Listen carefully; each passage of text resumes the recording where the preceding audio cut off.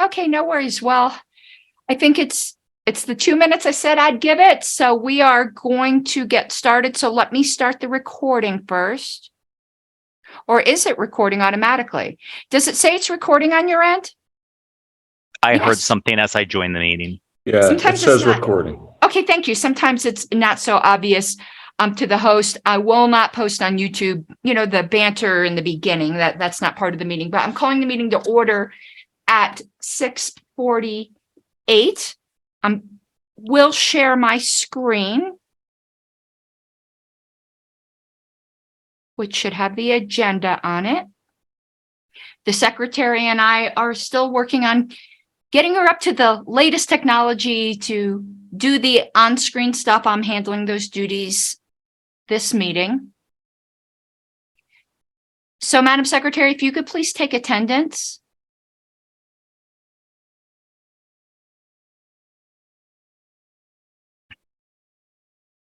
You're muted if you don't know. Sorry. I'm here, I hope. Paul Bracco, Present. Nicholas Sazelski, Here. Karen Ann Harlos, Here. Rob Latham, Here. Frank Martin, Here. Ken Molman. Here. Tom Roulette. Here. All right. Mike Ruffo. Mike Ruffo. Michael Seebeck. Here. Thank you. Mike Ruffo. Madam Chair, we have 9 here, but at this time, Mike Ruffo did not sign in. Should I go? We'd go to the alternates and seat in Chuck. first order of rank, but we will also note the attendance of all of the alternates, please. Okay.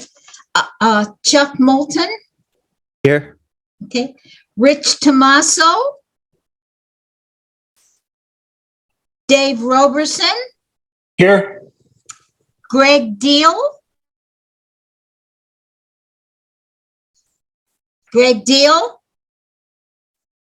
Roger Roots. Excuse me, is Roger Roots here?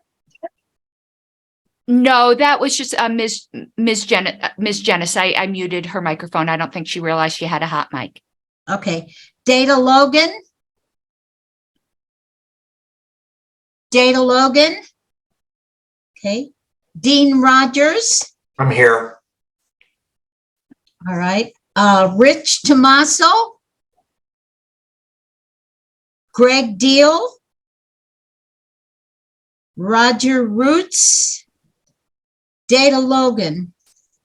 Madam Chair, we have 3 here of the alternates. We have Dr. Moulton, Dave Roberson, and Dean Rogers. And from what I understand, we had 9 of the regular committee members. So Dr. Moulton would be seated with the regular committee members. Am I correct?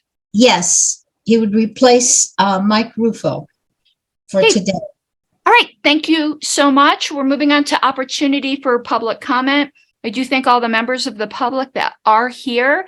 If you would like to make comment, please just use the reaction button, raise your hand. I will call upon you. Also, this is opportunity for any committee members that have something that's not exactly within the scope of business, but you wish to address to the entire committee. So I'm going to give it a few moments to see if anyone raises their hand. Mr. Brown.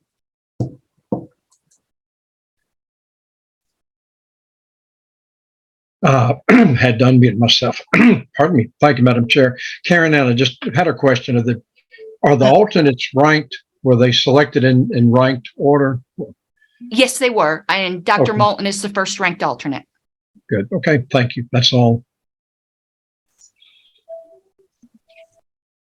Mr. Latham? Yeah, just to maybe bring to this committee just a discussion we have had on the listserv on the use of chat.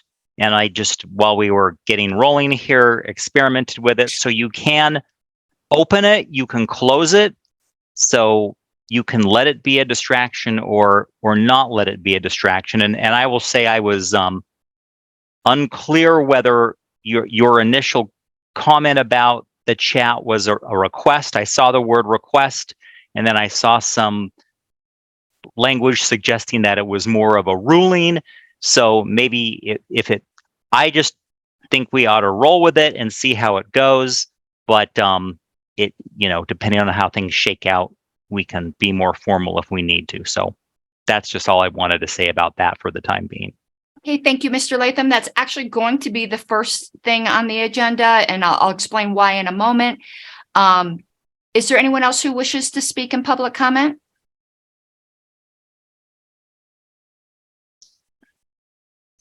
Okay, hearing none, we'll move on to what's on the screen as 1A. There was an email discussion about, and it was a request that I had previously made in a meeting not to have substantive debate in the chat box. During the course of that email discussion, at least one member, which was Frank Martin, raised an objection to which I'm taking as raising a point of personal privilege, that the chat is distracting and disruptive to the meeting. Another member who sent it to me privately, so I do not know whether that was a mistake. They didn't realize they were not emailing the whole list, or whether they just didn't wish to say so publicly. But I've had now two members say that they feel it is disruptive to the work of the committee. So since there is a point of personal privilege, I am going to make a ruling on this. And I am going to rule that there will be no substantive debate from committee members in the chat box. Yes, substantive debate is subjective, but I think we all know what that means. I could clarify that further if we need, but if you're responding to points made by people on the microphone in a detailed manner, that's substantive debate. Clarifying a question. Okay, thank you. My video froze. See, Mr. Latham. Mr. Latham. I just have a question. Do we still have the chat from our last meeting? And I just thought that would be instructive, just not having a memory of it. I mean, I recall some, discussion that did relate to proposals that we were talking about that could qualify as debate. Others I know were probably some jokes, which happens. So I think that would just be instructive to have access to that, just to kind of know going forward what constitutes debate, what's out of bounds and what's not. And let me also, so there's that question, just logistically, whether we have access to that chat. And then maybe a second question, parliamentary wise, how long do we have to appeal? Because I'm inclined just to kind of see how this goes without the use of the chat. And then, but if it looks like it's too constraining for the committee's work, because I think I've actually said in the listserv that it can actually help the committee's work. Mr. Latham, I do think you're getting into debate a little bit, which you can do if there's an appeal. I'm going to answer your points of parliamentary inquiry. No, I do not save the text chats from prior committees, prior meetings. So we do not have that. The time to appeal this ruling is now. So if you would like to, I would encourage you to. This is actually the reason I'm inviting it is I have the responsibility as chair of the committee to make a decision, but the committee ultimately is the final arbiter, and I do not take appeals at all personally, and I welcome the debate on it as well. So Mr. Latham, and then I'll see what you have to say, then I'll be calling on everyone else depending upon what happens here. Mr. Latham. Oh, and now I maybe lost my train of thought. Let me try to see if I can access it. Well, it's this. I guess it's another parliamentary inquiry. So let's say nobody appeals your ruling at this meeting or later in this meeting. There's got to be a way, I have to believe, that at a future meeting we could take this issue up again.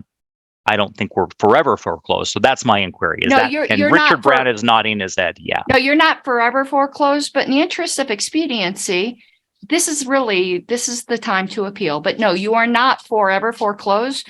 But I really would like to get onto the work of the committee and not be revisiting these sorts of issues. And I'd like there to be some resolution on this. Dr. Moulton. Sorry, I had to unmute. I appeal from the rule in the chair. Thank you, Dr. Moulton. So this is where we are at then. I get to speak on it. And then when everyone's done, I'll speak last before we take a vote. I do have some notes prepared, and I ask everyone to please hear me out. There is a very rational reason that I have for this. First of all, I'm gonna cite our bylaws, which says the National Committee and all of its committees shall conduct all votes and actions in open session. And the custom of the party, as interpreted by the LNC, and I think most of the membership, is that means not just while a meeting is happening, but absent some failure of technology, also after the fact. Many members object to Zoom. We know a few of them personally ourselves. They will not use the technology, so they watch these meetings later on YouTube. I also know a few members that object to Google, and I send the video files to them. I can anticipate an objection that the chat log can be downloaded. Reading a chat that is not happening in real time with the debate that is happening on the microphone is not the same thing as being able to experience the meeting. I'd also reference our standing rule on electronic meetings, which is in the policy manual 1.02.7, that says the term electronic meeting within these electronic meeting rules shall be construed to include teleconference and video conference. Chat is not included. The only kind of text deliberations that are permitted in our bylaws or our rules are emails, which are publicly viewable and persistent. Additionally, you can't have it both ways in chat. Either it's part of the formal deliberative process or it's not. If it is, guests cannot freely chat. They can only comment with the consent of the assembly. I would also have to enforce rules of decorum and ask committee members to avoid repetitive arguments as dilatory. And if it's part of the debate, chatting while someone is speaking is interrupting that person. It's entirely outside of what a deliberative assembly is. We either have chat meetings or we have video meetings, and our rules do not allow chat deliberations. In addition, it's my duty as chair to make sure everyone can meaningfully participate on an equal footing with information that is intended to be available to sway everyone. Yes, I know people can have a side conversation on their phone chat or an email. Yes, I understand in a physical meeting, notes can be passed, but that is in no way comparable to extensive chat debates that are happening that are intended potentially for everyone to see. My position is that it is distracting to those wishing to give their full attention to the speaker. It is distracting to the speaker, and it is effectively jumping the queue. The question cannot be called in committees, so there is no need to get points in some other way than a true and orderly deliberative process. Along with the privilege that comes with not being able to call the question comes my duty to make sure this is not abused and things proceed orderly and fairly. I've looked at some of the chat conversations before, and if they were to continue the way some of them have been in the past, there's going to be some rules of decorum enforced because they've been sometimes a bit aggressive to the speaker. And it's not the way to have the full consideration of the entire committee, which is what a committee is in fact for. I think Mr. Molman was first, but everyone's going to get to speak. So Mr. Molman. Yes. First, a parliamentary inquiry. If we, for some reason, wanted to revisit this issue, would it be a majority or a 2/3, or what would be the threshold for the committee to reopen this? Again, if this is to pass, or if your ruling is to stand this evening. Mr. Brown, that is a very interesting question. If you don't mind, I'm going to ask Mr. Brown this. I would think it would be a majority vote for the committee to decide to permit chat. Is I that, tend to, that being the case? I'm sorry. Sorry, no, go ahead. I didn't mean to cut you off. Zoom lag. Go ahead. No, go ahead, Mr. Molman. I was just going to say that with that in mind, I'm inclined to not support overturning the ruling of the chair at this time. You know, if the majority of the committee feels as though debate has been too restricted, or if we're too restricted, then we would have the ability by majority vote to open things up or to revisit this. But otherwise, I believe in the chat we'll still be able to post proposed amendments because we would need to have that in writing, ideally. And we would still be able to post any sort of exhibits or anything like that in the chat. It could be still used as a tool. We're just asking that debate not occur in the chat. And I do think that that in many ways makes sense. So I apologize for prepping to speak against this, but as long as it's a majority and not a 2/3, then I'm fine with this. Thank you. Thank you, Mr. Molman. Mr. Latham? Well, now with that last discussion, I have a question. So appealing your ruling requires a 2/3, No. but just the majority. Right, but it's a little bit different. It requires a majority. The question will be, shall the ruling of the chair be sustained? So it will take more no's than yes to overturn, slight twist in the procedure that can get a little bit confusing. But it's a majority, no votes to overturn me. Okay, thanks. And I'm going to go ahead and speak against the ruling. I think chats are not actions, and so they're not subject to the restrictions on the transparency of this committee's proceedings. Also, again, I think this committee has the option to save chats, and of course, if we know that chats are going to be saved and redistributed, and maybe they ought to be, that's going to, I think, inform how each committee member conducts themselves in chat. And I just go back to what I think I said in our brief email discussion on this topic. I think chat can actually facilitate our committee's work and save us time that would otherwise be used, for us to wait in the queue and then, come on and unmute and start our video and make the point we were going to make in chat. Sometimes I recall from the last meeting, for example, some of us were discussing amongst ourselves how certain things would operate, and we solved it in a way that I think, we were able to get a decent consensus on how we felt about certain proposals. So again, I think there's value in there. That and I get that maybe some speakers may find that distracting and whatnot, but I think this is the brave new world that this technology gives us, and we ought to embrace it and learn how to navigate around with it. I do think the thing about guests is interesting, but I'm just recalling in regular in-person meetings, guests, either participate in the front or they ask the leave of the body to be able to address the body. So I think we still can facilitate that through, Zoom or whatnot, and hear them or see them.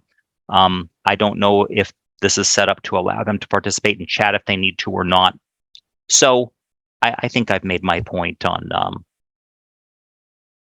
I guess, not wanting to sustain the ruling of the chair on this. Thank you, Mr. Latham. Mr. Seebeck? All right, let's be realistic here. Roberts is notoriously terrible and far behind the curve when it comes to electronic meetings. This has been known for quite a few years now. There's no sign of them getting with the program anytime soon. And whether they get that far, the next edition remains to be seen. That being said, the chat itself is time-stamped. The chat itself can be saved. The chat itself is a form of discussion, and even presenting exhibits in there and discussing and wordsmithing ideas in there is a form of debate. Unless there is a means to turn it off completely, which I don't believe we have the ability to do so, that is part of our record and needs to be captured as part of our record. The same as if they were part of the minutes of any meeting. So I don't think that shutting down chat, even in part, is the right answer. If anything, the opposite direction is the better answer, which is to instruct the chair and the secretary to capture all of the chat as part of the meeting recording and minutes.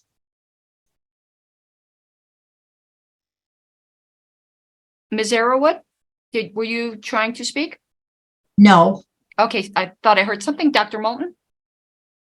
I'll try to be brief. I respectfully disagree with the chair. I think that the chat is very helpful. I don't think that we should censor the chat. Mark Twain said that censorship is saying a man can't have a steak because a baby can't chew it. Just because it's distracting to some people doesn't mean that it's distracting to many other people. Most of us can multitask. Those that can't can simply turn off the chat. I don't think the fact that it is not merged together in the recording is necessarily outcome determinative, because while we are required to broadcast meetings, I don't even know if there's a requirement to save a recording forever of meetings anywhere. Eventually the minutes should become the record of what happened at the meeting. I have some bigger concerns about the minutes.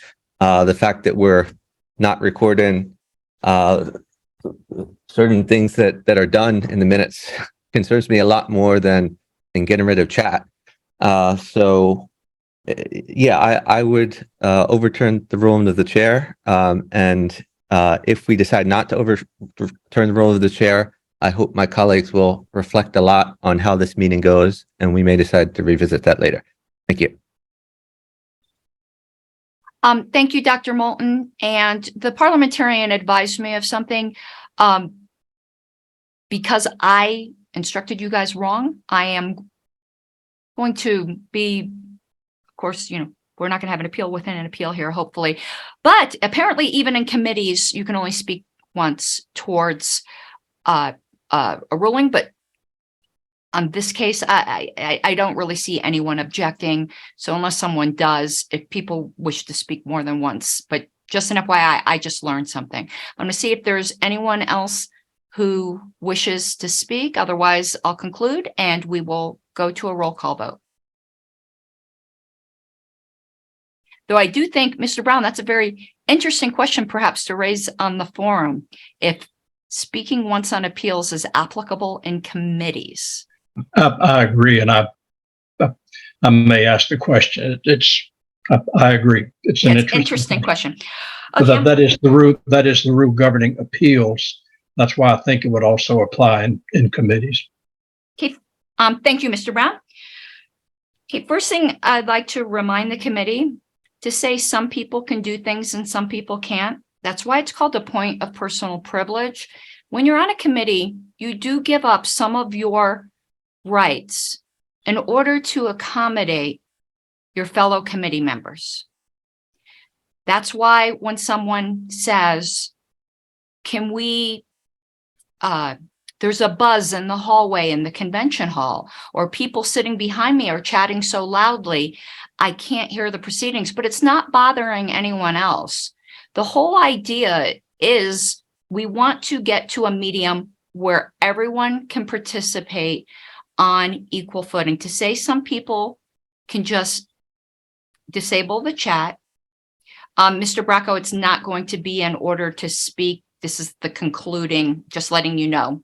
I had opened it up. This is my final remarks, and we're going to go to a vote. To say that some people can simply turn off the chat, get with the times, this is modern technology. I personally don't think that's the way to make sure that everyone on this committee that's from different generations and different technology backgrounds, I don't think it's the right way to honor all of our rights. I'd also like to know, I did not cite Robert's Rules of Order once. I cited our organization's bylaws and I cited our organization's rules. But actually, let me correct that. I did cite it when I said you can't You can speak as many times as you want in debate. I did say that. Apologies. Yes, the chat can be turned off in my master Zoom settings. Somebody had asked that question. I wanted to make that clear. I'd prefer not to do that because I view the chat for our guests. I view the chat for our members to stick a question that we can address in our debate. And I think that's what it's for. We have the microphones. We have the privilege of the microphones. The chat, I believe, is for the party members. I don't think it's at all equivalent when you get to speak nearly as many times as you want on a microphone to say not being able to type something is censorship.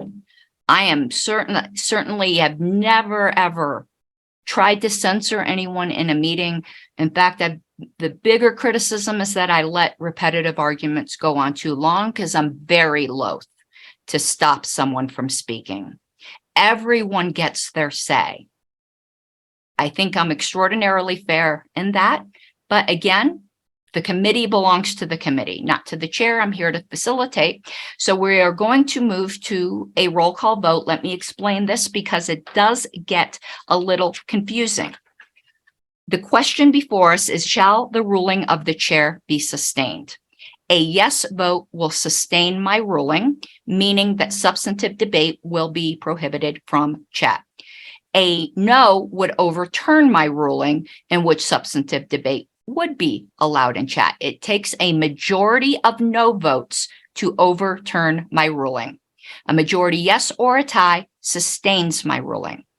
So the question is, shall the ruling of the chair be sustained? Ms. Arrowood, if you could take the roll call vote.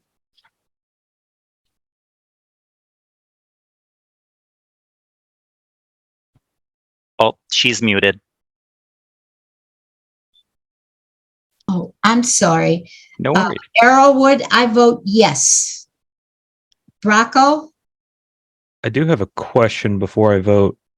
No matter what outcome we get here, we can always revisit this with a majority vote to sort of flip it, right? Okay, I'm going to allow this in the middle of the vote, though it's kind of improper. Yes, Yes. later it can be revisited. Okay. Express abstention then. Right. Nicholas Sozelski? Yes. Rob Latham? No. Frank Martin? Yes. Ken Molman? I'm going to abstain. All right. Tom Rowlett? Yes. Dr. Moulton? No. Mike Seebeck? No. All right. Yes.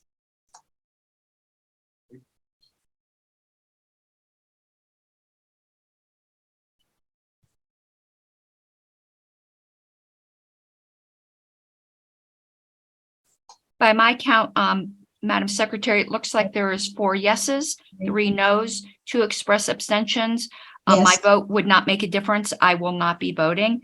The ruling of the chair is sustained.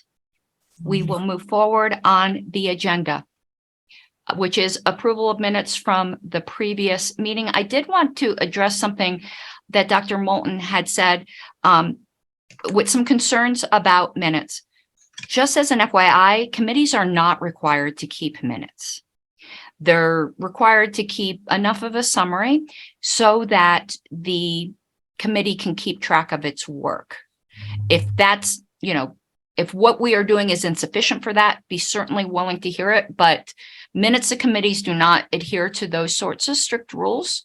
I just wanted to address that. The link, and I see your hand, Dr. Moulton. We'll get there in just one moment. The link to the previous minutes, there is a roll call vote on the previous minutes.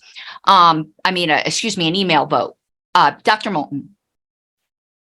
I strongly disagree with what you just said, and it contradicts everything you just said in this appeal of the ruling of the chair. The minutes are should record what was done and are very useful not only to this committee, but to the other members of the party. Members of the party may make suggestions to this committee about what we should do or what we shouldn't do, to consider a proposal or not. I personally like to be able to refer them to the minutes to see when we've discussed things and when we haven't and what we did about them. Not only that, but sometimes the real action can take place before the final vote. There can be a substitute which has the effect of neutering a proposal or switching things around, or basically not making something considered because it's replaced with something else. That has been a problem previous terms of this committee. I served on this committee for well over a decade, and I served as secretary of this committee just to prevent someone from doing that again. And it has been a big problem in the past. So I think it's very important that I'm not saying we record all debate, but I think we ought to record all substantive things that were done, including amendments, because that can be very useful to figuring out what has been done. And I think the chair has done a very good job as secretary of the National Committee in recording those things. And I would like to see this committee conduct itself in a similar way. Thank you, Dr. Moulton. I just would like to clarify something. I just want to be clear. I wasn't giving like my personal view. My personal view is very close to yours. I've been accused of much longer minutes than are necessary. I've never been accused of brevity. That's one thing I've never been accused of. I was just citing what Robert says about committees. My personal feelings on that aside. However, this group is in control of its minutes, and they can always request amendments from the secretary. So I wanted to just make that clear. I was just stating what Robert says. Ms. Arrowood, I'm sure, is open to any suggestions and amendments. If people would like, that was too informal, I guess. If committee members would prefer some more time to review the minutes from the last meeting to make suggestions to the secretary, I'm amenable to hearing that we postpone this item. Otherwise, where we are at on the agenda right now is approval of last meeting's minutes. But I am sure Ms. Arrowood is willing to accommodate the requests of the committee. And in spirit, I am absolutely with you, Dr. Moulton, as my own actions as LNC secretary, I hope demonstrate. Mr. Latham. Well, and I don't know how to quite characterize this comment or whether it's a question, but I'll note that this committee's entire meeting is recorded and posted on YouTube, so that's pretty comprehensive. Now that might be difficult for someone to go through and of course listen, watch, and know what kind of happened if they're looking for something specific. But I would like to know, I guess, from those who object to this form of the minutes. I mean, yeah, we're almost dealing with two extremes. We've got examples of pretty comprehensive minutes, and then this example, which I think is pretty minimalist, but I think is serviceable. And I also just want to be mindful we are a volunteer committee, and I don't want to, have this committee be making too much work for someone. So I'm just, unless I hear that there's been a major omission, I think I've already voted to approve these minutes. No, I'm sorry. I don't mean to interrupt you. Pardon me. The email vote is on not the prior meeting minutes, but the prior to prior meeting minutes. This is a different set. We are voting on this meeting. Okay. Thank you for that correction. So I don't know that still changes much, because they look very similar, at least in terms of style, to me. So I think that's my comment. Thanks. Okay, is there any correction to these minutes or a motion to postpone consideration of them? Because we are now coming on nearly 45 minutes into this meeting and not considering any proposals. So I'd like to get to those. Madam Chair, I just want to make a very, very brief point. Yes, which Dr. is, Moulton? I am an alternate. Some of these meetings I've become a full member. I don't feel I'm in a position in general to dictate the way the minutes go, because between meetings I can't really speak up. But my preference in general is that more information be included, and I would like the committee to think about that as they read future minutes and decide in the future whether they want to direct the secretary to do something different. But I don't have objection specifically to these minutes. Thank you, Dr. Moulton. So I'm asking, is there any objection to approving the minutes from the previous meeting?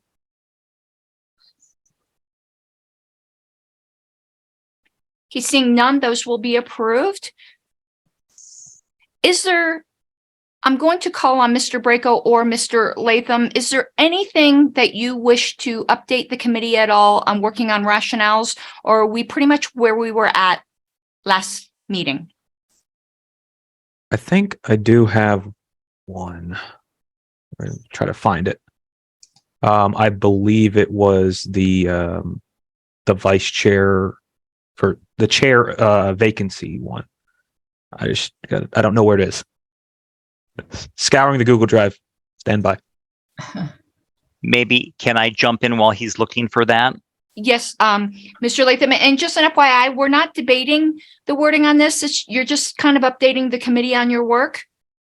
Yeah, no, and Okay. just this is, I think, in the spirit of an update. So I kind of posted this comment among our subcommittee that it may be beneficial just to wait until more of this committee's work and what proposals have been passed are done, because then we have a better sense of the body of work that this committee's done to then start writing rationales, just so they fit well, fit better together, I guess is the way to phrase that, rather than start piece by piece, because we may find ourselves rewriting rationales later on if we start too early. So my take on this has been just kind of to hold off on writing rationales until we get more done on the main proposals. I leave that to you and your compatriots. Dr. Moulton. One brief comment on rationales. One of my big pet peeves in past bylaws committees has been rationales that are not even-handed, that state opinions as if they were facts.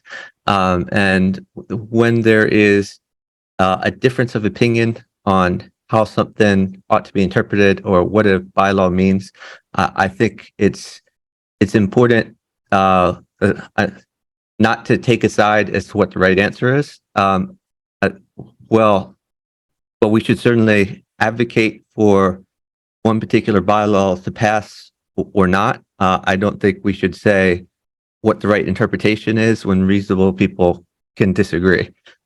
So I would like the rationale committee to keep that in mind, because if we see it going into the territory of opinions being stated as facts, then I will vote to remove or change those rationales. Thank you. Thank you, Dr. Moulton. And I would also remind the committee of their minority report rights. Mr. Latham. Well, and I appreciate Chuck's comment there, because then that certainly informs me, because I guess I had looked at the rationale as just as advocating for the passage of a various proposal that this committee's passed, and not in the spirit of a so-called impartial analysis. Okay, I'm going to give some direction here. I know where Chuck's getting at, only because we've served on past committees before, have been on the same side of a lot of these disputes. Even though I know Roberts hates this, our bylaws use this term. The majority report is to advocate for the position of the committee. The rationales are to advocate for the position of the committee. What I believe Dr. Moulton is saying, and which I would agree with, is if there's been a dispute in the party in the past, the rationales can't go, well, those people were so clearly wrong, and let's make sure they know they are wrong by showing them they are wrong by putting it in the bylaws. When there's things that are debatable, it could be said in the past, there's been a reasonable dispute in the party between X and Y.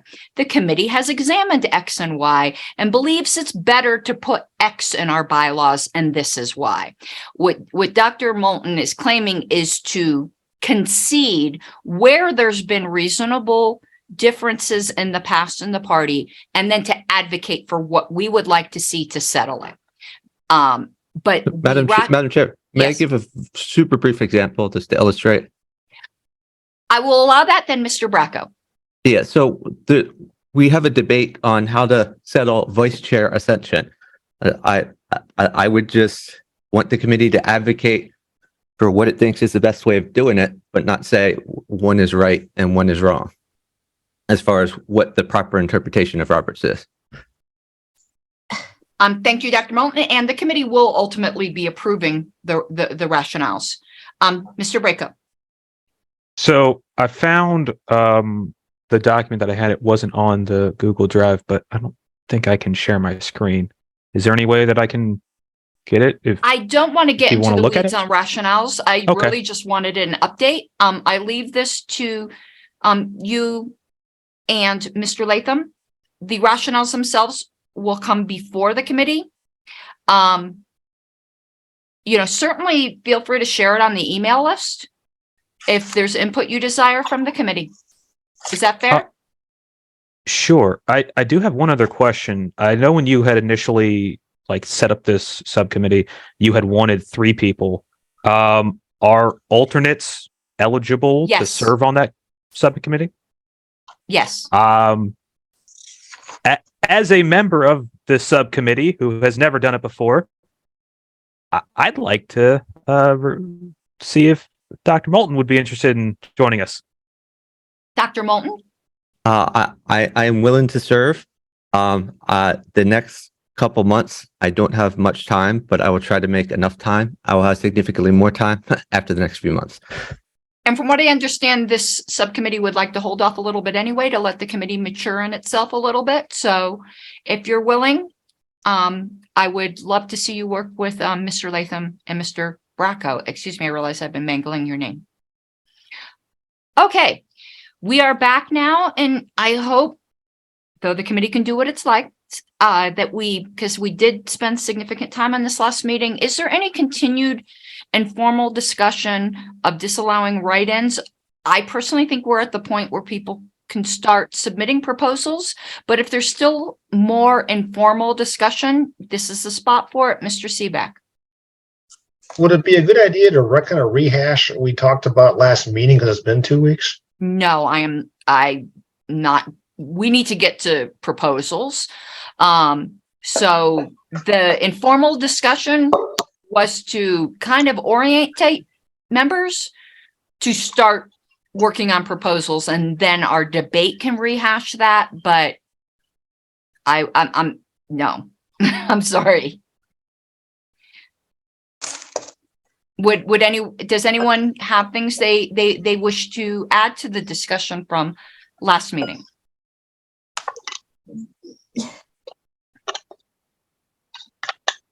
Mr. Seebeck. Yeah, looking back through an email I sent to the list back on the 26th, discussing the issue further after the meeting. The way I see it, we've got a couple options here. Preventing write-ins to the first ballot will make the tellers' jobs a lot easier. It still will preserve members' rights to some extent. We already have the modicum of support by the petition requirement to be on the ballot, to be listed on the ballot in the first place. So I put in that email to this group 2 options. One was we amend the convention rules, excuse me, we amend the bylaws under the convention rules section of Article 10 to say that we don't allow write-ins to be permitted or count after the first ballot is cast for any officer nomination, or we amend the convention rules to say the same thing on rules 7 and 8. I did find when I was going through there a separate issue, which I'm not sure how we're going to bring up separately for a no to voting, which is not germane to what I'm saying here, but I may want to figure out how to bring that up later. But the way I see it, we got two options, and those are it. Either amend the rules or amend the bylaws. How we're going to go that route, I don't know, but let's figure out what our proposals are and act accordingly. Thank you, Mr. Seebeck. Mr. Molman? Yeah, I thought about this one quite a bit actually in the last 2 weeks, and I think the sweet spot on this might be no write-ins for approval voting and no write-ins after the first round in any sort of multiple round, even in a ranked choice if we had that, because it makes no sense after that. And approval, because you can literally vote an infinite number of candidates. That's what caused the issue last time. So that's where I got to on this after thinking about it for a couple of weeks off and on. Because I don't want to limit voices, but we also need to limit the abuse. So not to rehash the same arguments, but that's after kicking this around for 2 full weeks in my head off and on, that's where I got to. Thank you, Mr. Molman. Dr. Moulton? I would not suggest taking the number of write-ins for approval voting to 0. I think we should limit all write-ins for all offices, including multiple race offices, to 1. So 1 write-in for any office, even if there's multiple people running.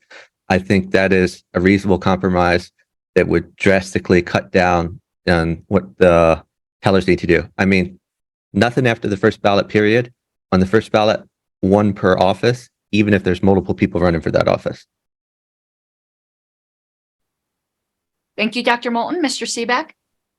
I respectfully disagree with Dr. Moulton because that induces the potential of having up to 100 to 120 write-ins on any given ballot from one state alone, meaning California, and that doesn't solve the problem.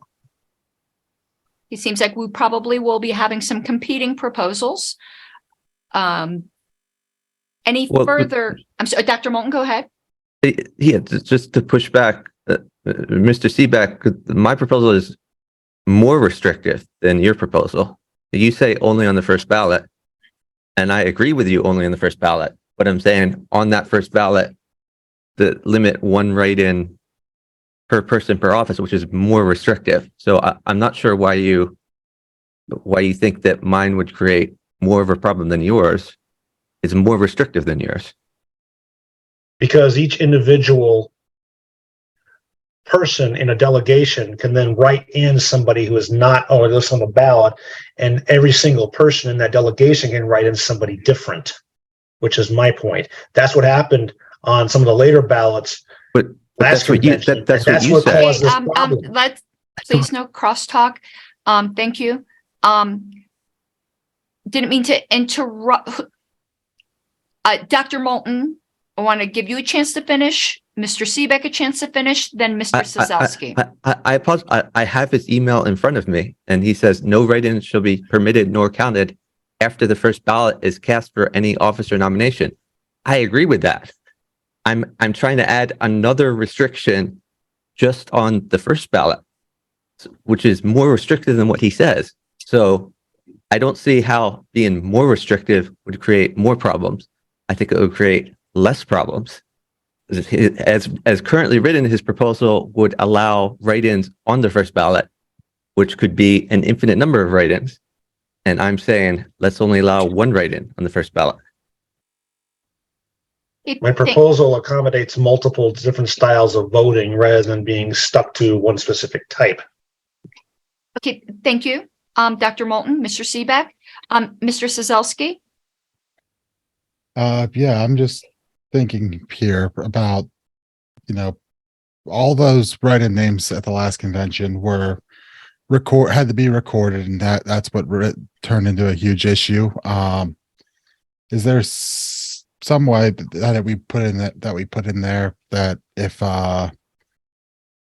if it's an obviously fake name, someone that's obviously not a member of the party, that it's automatically kind of just discarded and it doesn't have to be, that name doesn't have to be recorded. That would leave, if it is a member of the party, which still doesn't fix everything. I'm just trying to think of ways that we can potentially. Yes. And let me say, there's something that's a real strong custom in the party that is contrary to Robert's rules. Teller's reports and Robert's rules, you really aren't supposed to be including things for obviously fictitious characters or people that aren't members, but it's a strong tradition in our party that when someone writes down 3 small children in a trench coat, that it gets included. So one solution is for the convention chair and the convention secretary to more strictly adhere to what Robert's rule says. I can tell you it will cause an uproar on the convention floor, and it's better to be in the rules rather than cause those 2 people to be targets of tomatoes. We know how much party members really value our customs, but you are correct on that. If we were to follow Robert strictly on Teller's report, some of these problems would be solved as well. And perhaps that is the solution. Yeah. Unfortunately, after what we experienced last time, sometimes the customs no longer work, I guess. And custom does fall to the floor when a point of order is raised. But sometimes, part of our goal here is to try to keep the peace and fun in the party at the same time as order. Yeah, it can be a balancing act. Absolutely. Okay, we're going to move on to a proposal. The first proposal that is up, and there was a substitute. Fun. You know how much I love substitutes. There was a substitute proposed. So first, I will pull up on the screen the proposal, and then I will recognize, I know Mr. Jacobs is sitting here the whole time. He's going to write me a note afterwards. I need to stop referring to myself in the first person. That's always the biggest critique of my presiding style. So the chair shall first put up the proposal and then call upon Mr. Latham, who had asked to be recognized, for his substitute. So one moment.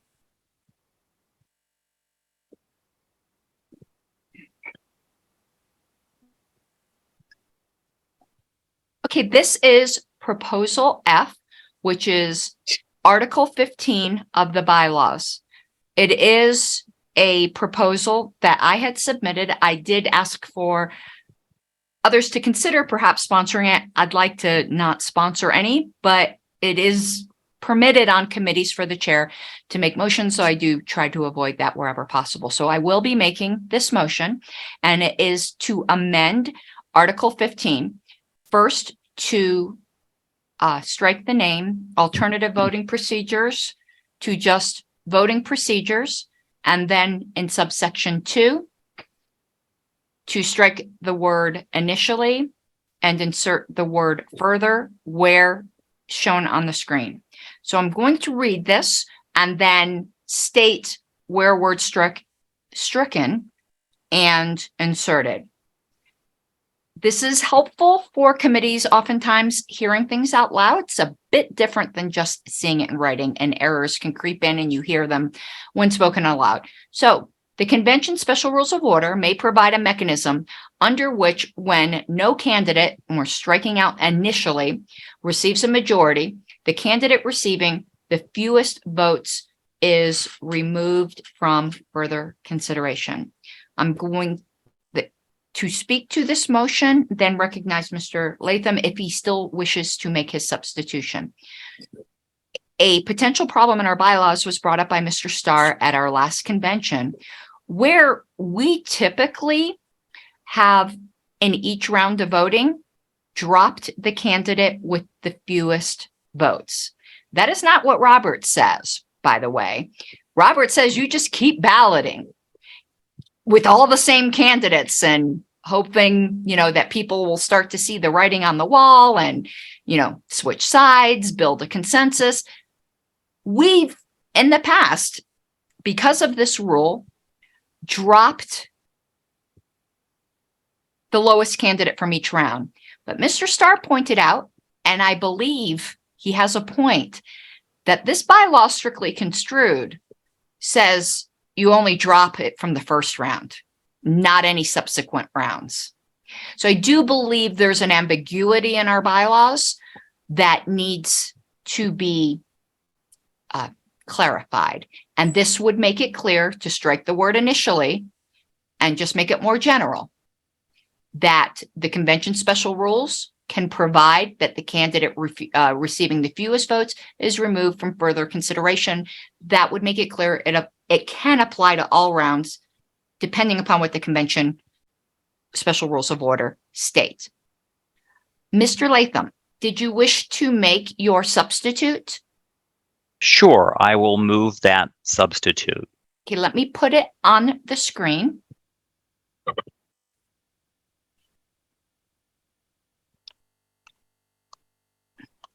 Oh, that's not this. Oh, wait. Oh, it's at the bottom, isn't it? Where? Oh, No, you got it. It's just there. the Yes. substitute motion in that language. Yes, you got it. So it's more organized than I thought I was. Okay. The substitute motion.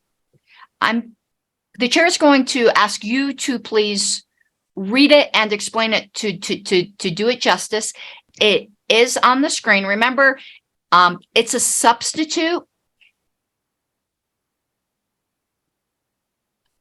I know what I'm trying to say here, and it's not exactly coming out of my mouth, but if there's any questions, please direct them to Mr. Latham. I'm sure he'll be glad to explain. But Mr. Latham, if you could please move your substitute and give your arguments for it.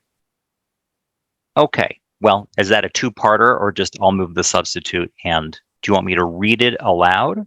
I do, because that's part of your motion. Okay. And then you have the opportunity to speak to it. So the substitute would basically to be replace this proposal with a substitute proposal that would replace the existing language as follows. So I'm going to go basically to that third column and just read the complete text there so it makes sense rather than without the strike-throughs and the underlines. Mm-hmm. So it would read, the convention special rules of order may provide mechanisms, in parentheses, voting methods, by which, when either no candidate for party officer receives a majority or no candidate for at-large member of the National Committee or the Judicial Committee exceeds the winning threshold, the candidate receiving the least voter support is removed from further consideration. Okay, so why do it that way? And the reason for doing it in that way is that if we are going to use voting methods like ranked choice voting or a proportional method like single transferable vote, you may have a candidate that arguably, does not, they can advance in a way that doesn't necessarily involve a majority. So we want to include a proportional electoral method that accommodates that. And what also kind of inspired that, so rather than talking about fewest votes, use this concept of least voter support. You may have heard some of us talk about like, what do we do if we use ranked choice voting and there's a tie? How do we break that tie? So we're talking about maybe looking to second choice and third choice and those kind of things. And so, by the way, in a ranked choice caucus, Libertarian ranked choice caucus group, where we've been educated on something called the center squeeze effect. And apologize if this is really getting into the weeds. I don't think this proposal, the ranked choice proposal that I'm advancing or want to have passed at this convention, is going to address that. Although I think it's something to be keeping in mind for down the road. But the idea is that you want to maybe avoid the center squeeze effect. So this substitute language accommodates that, but it still accommodates just good old regular ranked choice voting. In that when you are trying to figure out of the last two candidates, which has the least voter support, you will look to those rankings and you may actually advance the candidate that didn't end up in last place. You may end up defeating the candidate that was in second to last place because they didn't have the most voter support. based on that algorithm on how RCB sometimes calculates which candidates have the most voter support. So that's why I've drafted the substitute motion the way I have, is to accommodate those proposed voting methods. Because I'm concerned that if we just leave it as it is and we say the candidate receiving the fewest votes is removed from further consideration, so we actually knock out in a ranked choice voting scenario that last place candidate, we can subject ourselves to this center squeeze effect. I think that's unlikely to happen, frankly, in a convention setting, just because we're already a pretty self-selected group as it is. But when we're talking about part of the reason we want to maybe use ranked choice voting in some of our internal elections is to model them for outside the party, then that's a consideration that we ought to take into account. So that's it, and happy to answer any questions, although I'll really add the disclaimer that I'm a lawyer, not a mathematician, and so when it gets to some of this stuff, I'm going to have to just punt on some of those questions. First, this isn't debate. This is some points of clarification that I need because I'm a bit unclear. Does your substitute also include striking the word alternative from the title? Because in that second column, I was unclear on that.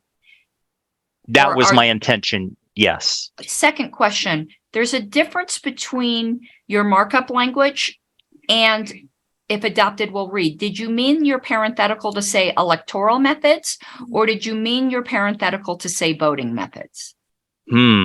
Great question. I will defer to the body, but I probably... Which one are you moving? Let's do voting methods.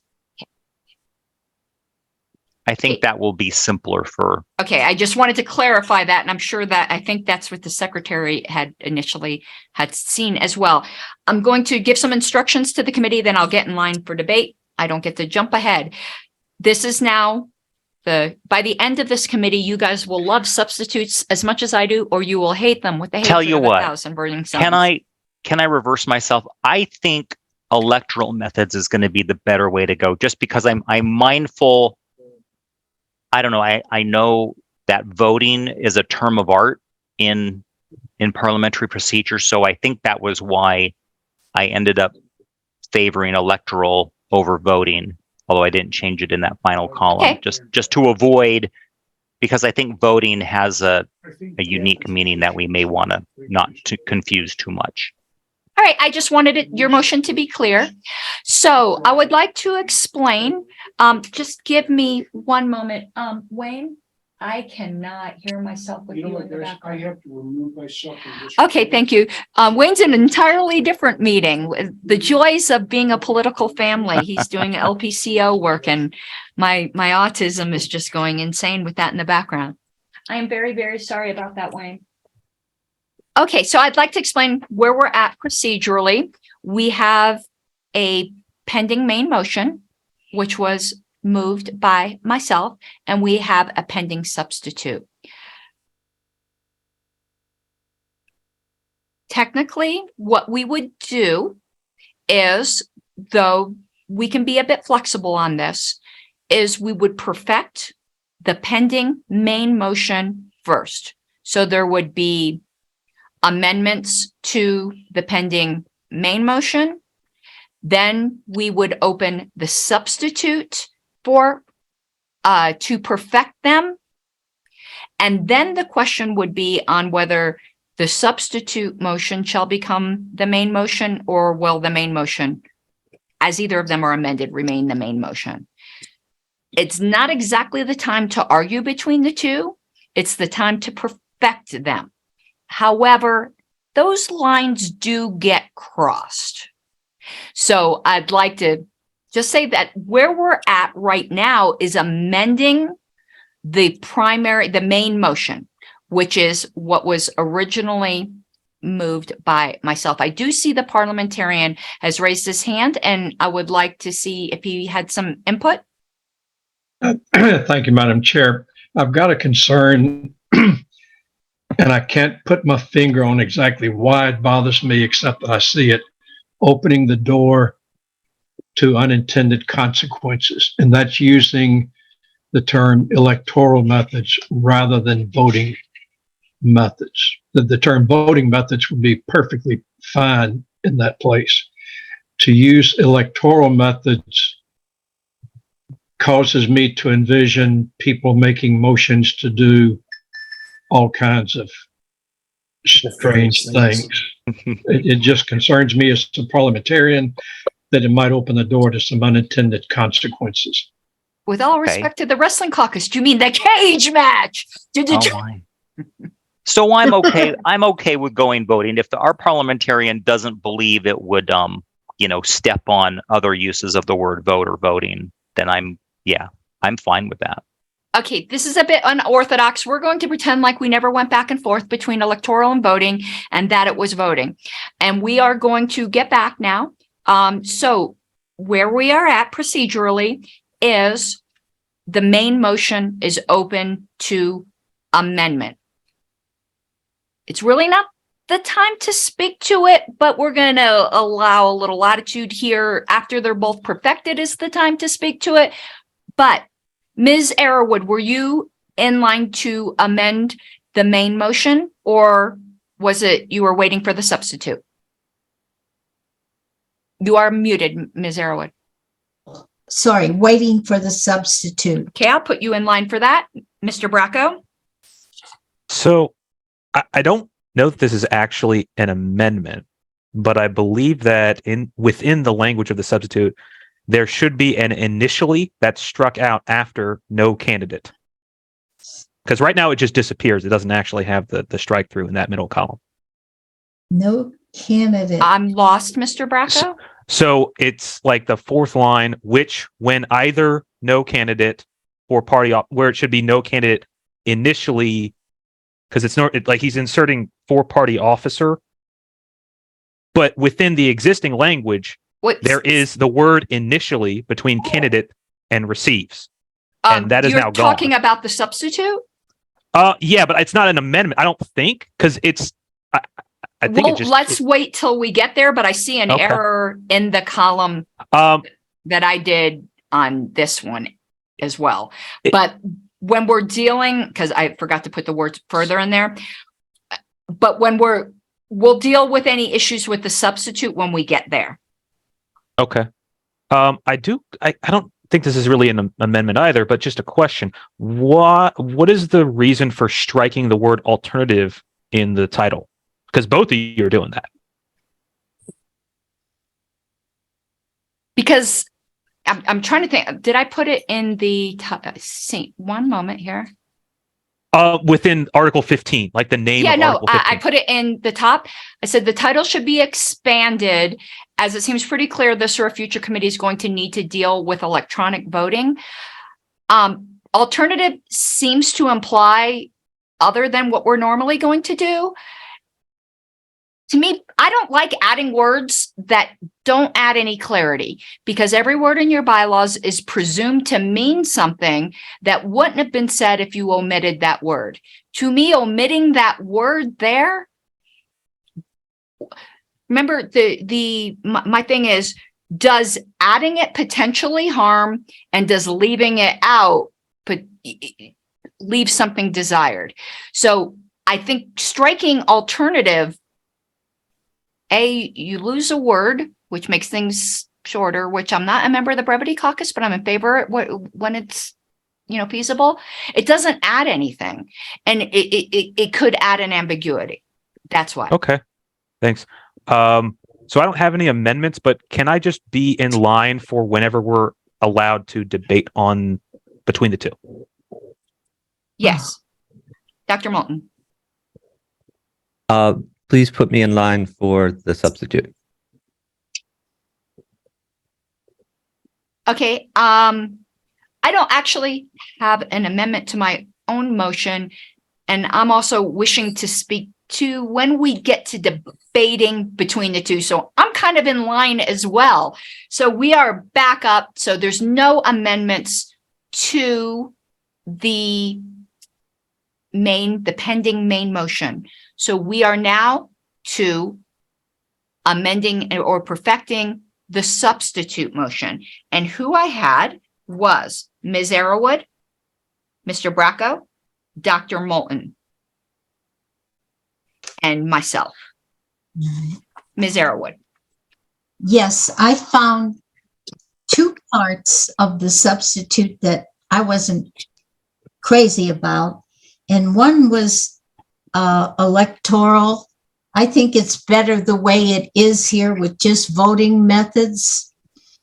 I also wanted to say that as a parliamentarian, I get to go to a lot of conventions and witness a lot of voting. And let's see, I don't like this here where it says one. Okay. When either no candidate for party officer receives a majority or no candidate at large member of the National Committee of the Judicial Committee, and on and on. Well, in reality, a lot of times one person will get way more than a majority. They may get a landslide, and the rest of them are divvying up what's left. If that were to happen under this substitute, you wouldn't be able to eliminate anybody because somebody did get a majority.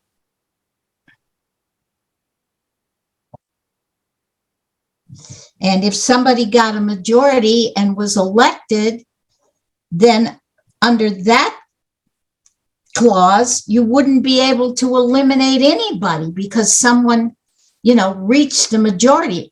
And I have seen it happen many times that there's a star in a group and they get in pretty easily on the first vote and get way more than a majority. And the others are just fighting for, to perhaps get elected later on. Okay, thank you, Ms. Arrowood. And as I said, the line between amendment and then starting to speak between one or the other is going to be a little bit blurred. Did you have any amendments or was that the entirety? No, I just don't like the part about, I guess my amendment would be to strike the whole sentence about receives a majority. I'm not It clear. would start when either no candidate for party officer receives a majority or no candidate.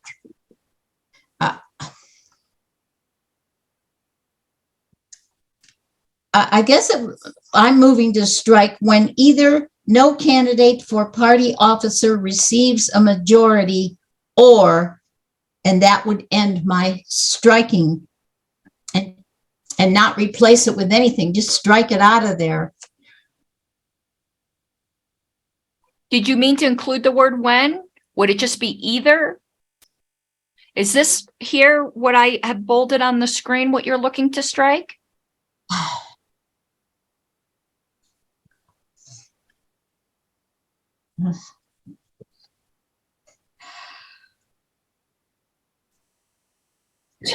I guess I wanted to say when no candidate for at large and strike out the rest of it.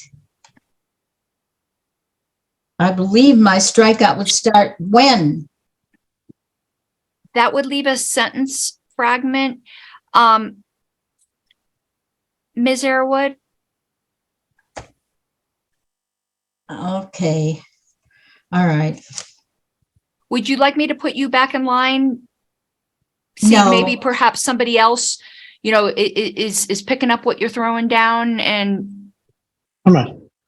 Okay. No, that's all right.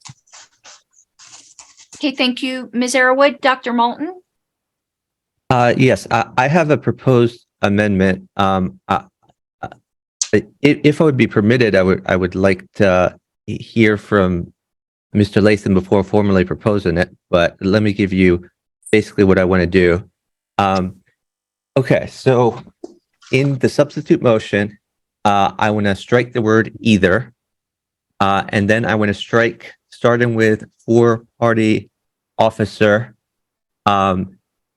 it's, and end the strike at, after judicial committee. So it would read, which when no candidate, so when no candidate exceeds the winning threshold, the candidate receiving the least voter support would be removed from further consideration. So my question to Mr. Latham is, does this language achieve the same result? Because it seems to me that his proposal is very wordy, but I don't see why we are making single member elections different from multi-member, because as someone who achieves a majority in single member elections, by definition, also has not achieved the win-in threshold. But I think we could do the same thing he wants with fewer words, and I am sympathetic with what he wants to do. I'll allow Mr. Latham before Dr. Moulton formally moves his proposal, because he asked for, I'm treating it as a request for information. Mr. Latham, your thoughts? Well, I'm inclined to think that does actually do what I intended here with less words. So my intention was if we used ranked choice voting for just single winner, like party officer elections, that would be a majority situation, whereas multi-member bodies like at-large or judicial committee, then that would be a different thing. But I mean, you're right, the winning threshold is what we're ultimately looking at. So it's a majority and a single winner, and that it's whatever it is it 20% plus one in?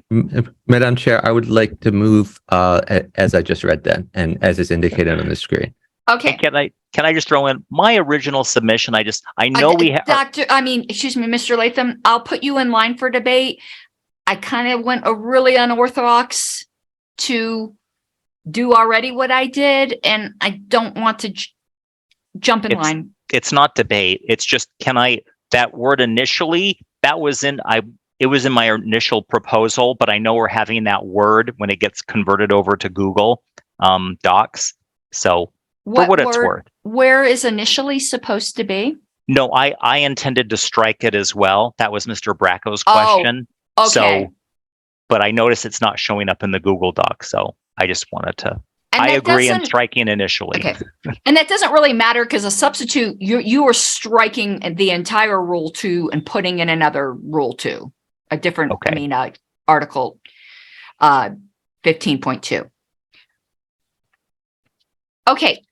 Where we are at now is debate on Dr. Moulton's amendment to the substitute, which is in column 3 in red, where we were striking either, and then for party officer, as the language reads, so that the substitute would then read, the convention's rules of order may provide mechanisms, open paren, voting methods, close paren, by which, when no candidate exceeds the winning threshold, the candidate receiving the least voter support is removed from further consideration.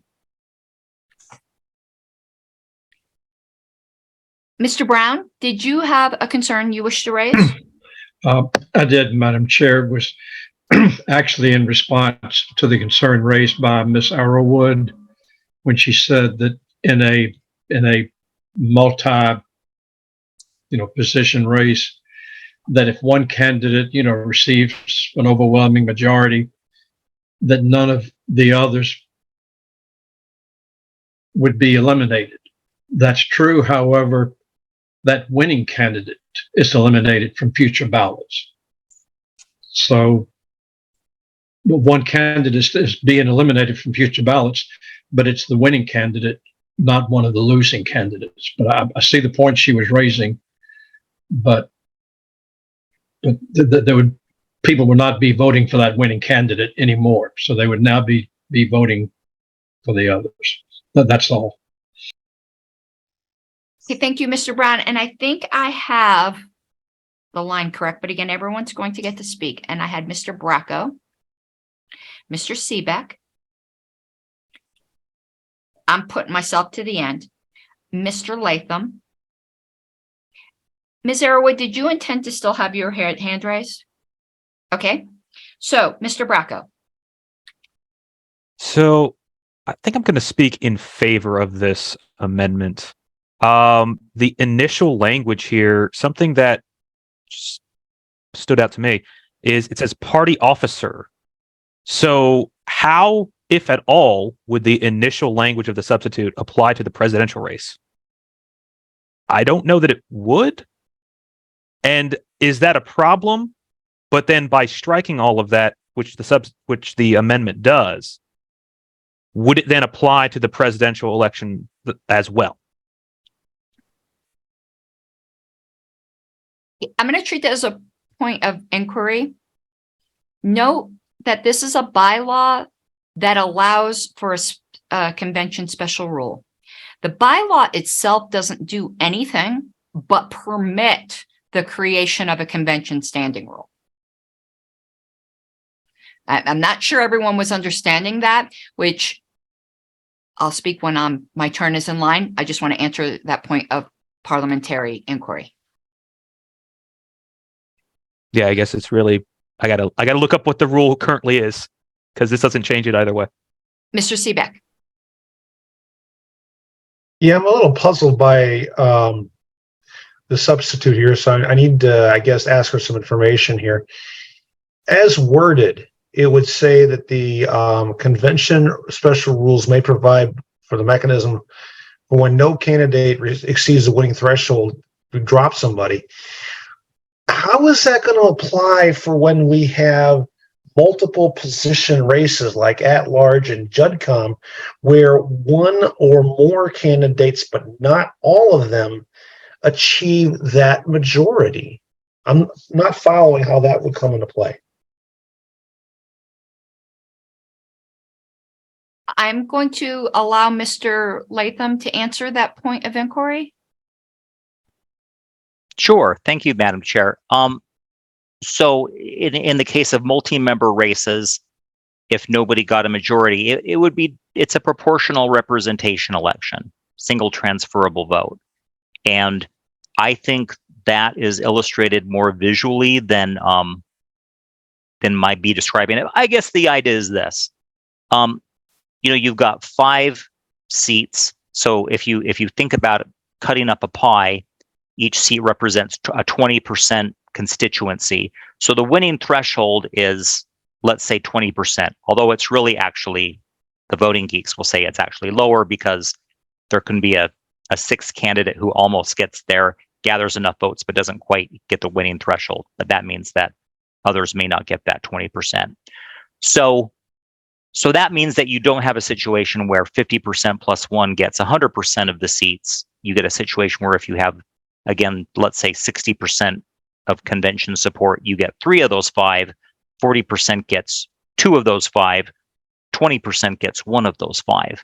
And then I think, let me dovetail onto some questions that have been raised about, so what if you have a candidate that is just super popular and gets a huge chunk of votes? Well, single transferable vote actually helps out in that too, by allowing. I'm so sorry, but you're going to be in line for debate next, which I think that is. If we could just keep it to Mr. Seebeck's specific question, because it is his debate time right now. Okay. So, if I may, I will drop into the chat a video that kind of explains how single transferable vote works, so people we would love to see how the Lion Kingdom. That's my favorite. Mr. That's what I'll be putting in there. Mr. Seebeck, you still have the floor. I'm still not following this because under the current voting mechanisms, if we have a race like at large or judicial committee are the ones in question here, where some of the candidates receive the majority under the current voting methods, but not all of them do. Okay, as written here, no candidate who receives if we have no candidate gets a winning threshold, then least vote is dropped. But if we don't have a full election of people with a majority, the question is, what happens in the next round of balloting? Do we still drop the lowest vote getter and then reballot, or what happens? And that's what I'm not following. If I can, because I understand. I think that's a good question, by the way. I'll Okay, just throw that out there. Yeah, I just want to make sure everyone was clear on the question, because I think I understand what he's saying. I think Mr. Latham's proposal is almost presuming that we're going to have single transferable vote, but right now we have approval voting with a majority. And I believe what Mr. Seebeck is saying, what if on the first round of approval voting by majority, no one gets a majority? No, only part of them get a majority. Oh, when only part of them. Okay, so But otherwise, yes. okay. So Mr. Seebeck's question is presuming we don't put aside something we've never done, which is single transferable voting. What we have right now is approval voting by majority. Mr. Latham, did you wish to? So is that's a question to me? I think Mr. Seebeck felt, I don't think his answer was, he clarified his question. So I'm punting it back to you to answer. Okay. So, and yeah, this is in the spirit of a bylaw. So remember, this will be fleshed out, presumably by a rule that will add more detail to that. My understanding of approval voting, which is less than my understanding of other voting methods. Approval voting is not my favorite, but I am supportive. You would still get a scenario where, and by the way, I'm looking in the column 3, so we've stricken a bit of language there. So the word majority there is now gone, and so we're now just seeing which candidate received, an approving. So we have a winning threshold. And again, this is where I maybe am out of my depth on approval voting. But we look for basically the candidates, we take the top 5, is my understanding with approval voting, not necessarily a majority. And then, then we would, but in approval voting, you wouldn't do a round by round. So this basic, I guess as I'm talking this through, this would not necessarily accommodate approval voting. This is just to facilitate a ranked choice system. I could be wrong, but that doesn't. I don't object to maybe another proposed bylaw that would accommodate approval voting. But this was specifically designed to a ranked choice or single transferable vote method. Thank you, Mr. Latham. Mr. Seebeck, you still have the floor? I'm good. Okay, thank you. Mr. Latham, you are up for now more of your fuller debate that you wish to make. Thank you. And I think I was just kind of keeping tabs on questions. And so it was to, I think, Ms. Arrowwood's earlier question, again, what do you do if you have, say, a super popular candidate in a single winner race? Presumably that candidate gets elected, right? But in again, like a multiple, we're really looking here at large or judicial. Those are the two bodies where we would potentially see proportional representation. So the neat thing about STV is that a super popular candidate, those surplus votes are not wasted, but so they are transferred to other candidates, and the voters, of course, the delegates decide by their subsequent rankings where those surplus votes get transferred to. So super popular candidates don't have their surplus support wasted. So they could get redistributed to other remaining candidates. So I hope that answers that question. Thank you. We have myself and then Mr. Bracco. Mr. Seebeck raised some of the things. And I also, I'm beginning to think here, just in general, that we're trying to get way too specific with the bylaws when all of this is going to be handled by the convention special rules. And I think we're starting to see the dinosaur is getting unearthed. The reason Article 15.2 is worded the way it is, it goes back quite a ways. And it never anticipated ranked choice. It never anticipated electronic voting. And it was a way to allow the convention rules to speed things along. But perhaps both of these motions aren't any good. Perhaps what we should be looking at is just a convention, a bylaws article that says that our convention rules can, I don't have an amendment. I'm just saying, I think perhaps we're trying to fix something that needs to be rewritten entirely to just give more flexibility to convention rules, considering all these new voting methods that really weren't in place when this dinosaur of an article was put into place. Because, and also if we are going to go with the substitute, I actually, we're just on the amendment. I'm giving myself a tiny bit of latitude. Parentheticals and bylaws are kind of not a good idea stylistically. And I don't see why we have mechanisms, open paren voting methods. Why not just say may provide voting methods? What does the word mechanisms add there? Since you're defining it as voting methods, just say voting methods. But that's a whole other amendment that I would probably make. Sorry, thank you for allowing me to stray a little bit. I do think the amendment improves the substitute. So I will be voting in favor of the amendment. Mr. Bracca. Since we're still on the amendment, I'm going to pass. Mr. Latham. Yeah, I would support if that is an amendment, or I would move, just let's strike mechanisms and replace it with voting methods.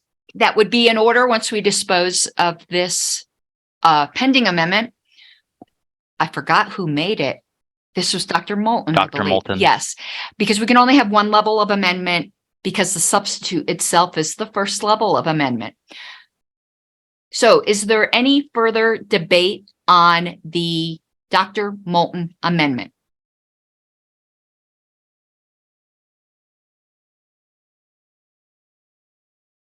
Is there any objection to Dr. Mr. Latham, were you wanting to debate further? Your hand, okay.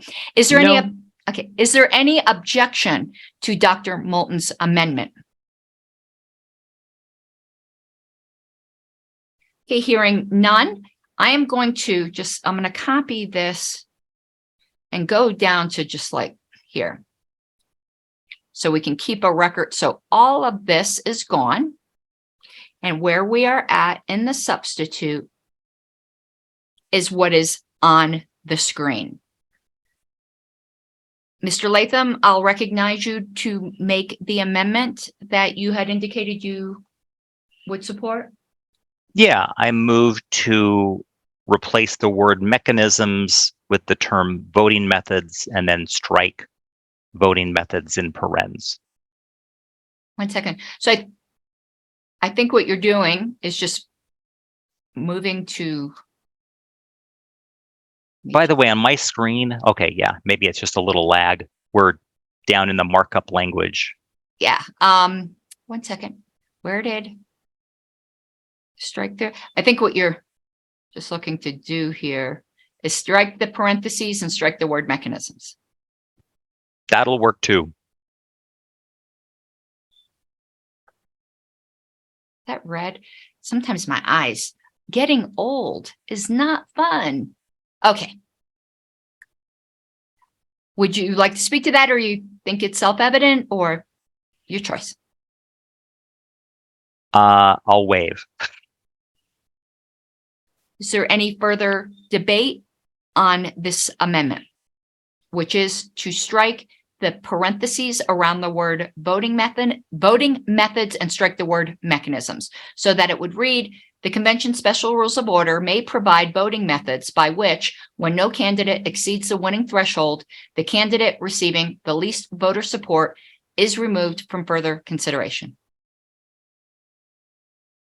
Is there any objection to this amendment? Right, hearing none, that passes.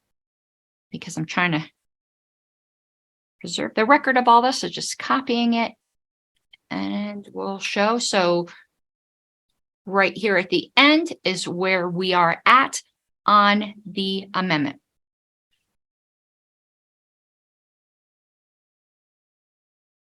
Is there any further amendment to the substitute?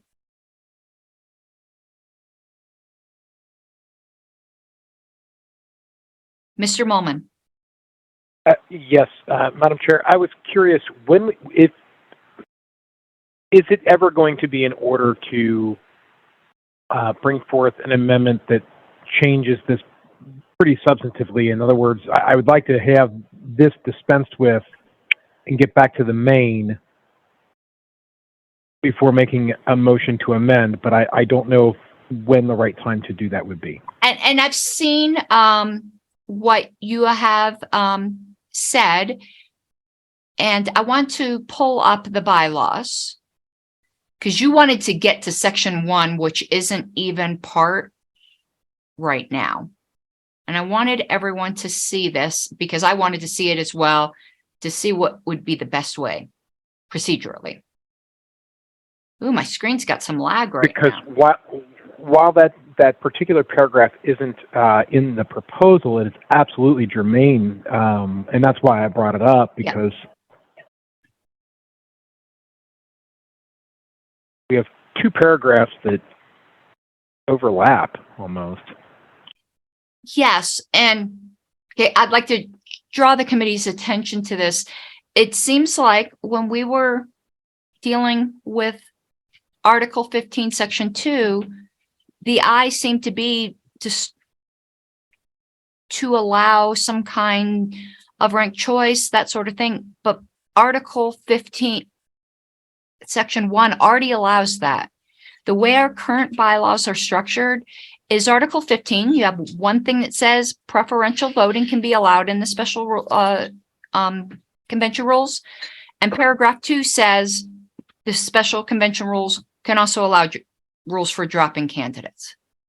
And it seemed like we're kind of combining the two without combining the two and just dealing with 2 and repeating what 1 already said. So what I would suggest, I think I know what you want to do, Ken, which is kind of what I was getting at earlier, which is to go back to the drawing board on Article 15 and perhaps just having one paragraph that deals with both concepts in a more modern manner. Is that what you were trying to get at?